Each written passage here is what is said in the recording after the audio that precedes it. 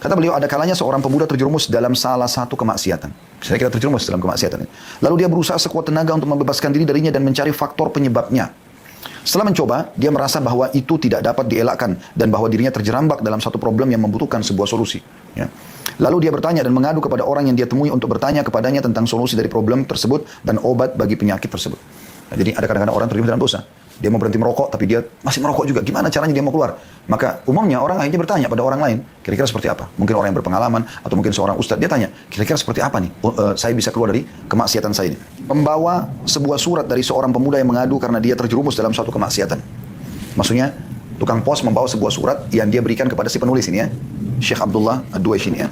Dia, atau tepatnya Muhammad bin Abdullah Ad-Duwaish ya. Pada suatu hari tukang pos membawa sebuah surat dari seorang pemuda yang mengadu karena dia terjerumus dalam sebuah kemaksiatan. Dia berkeluh kesah ini kepada Syekh Muhammad bin Abdullah ini, bagaimana caranya saya keluar dari kemaksiatan ini. Saya menulis sebuah surat panjang untuknya yang di dalamnya berisi apa yang saya lihat sebagai solusi syar'i baginya. Lalu dia mengirim surat kepada saya sebagai ucapan terima kasih dan penghargaan. Beberapa bulan kemudian tukang pos membawa surat lain untukku dengan tulisan dan problem yang sama, tetapi dengan nama yang lain.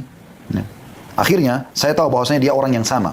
Dan saya katakan padanya, dia mempunyai solusi yang tersimpan dalam satu hal, yaitu keinginan yang sungguh-sungguh dan tekad yang benar untuk meninggalkan kemaksiatan tersebut. Jadi Syekh Muhammad menceritakan tentang masalah, dia pernah mendapatkan sebuah surat dari tukang pos, anak muda menyebutkan namanya, menyebutkan maksiat yang dilakukan dan diminta solusinya. Lalu diberikanlah saran. Beberapa bulan kemudian, ternyata setelah itu dibalas suratnya ucapan terima kasih. Kemudian, tentu ini cerita sebelum ada handphone ya, di masa-masa pada saat orang masih banyak menggunakan surat pos gitu. Kemudian berkatalah Syekh Muhammad ini bahwasanya beberapa bulan kemudian datang lagi surat dan kurang lebih masalah yang sama gitu, tapi menggunakan nama yang lain. Maka beliau pun mengetahui bahwasanya orang yang menulis suratnya orang yang sama, masih orang yang sama, tapi terjerumus dalam dosa yang sama lagi.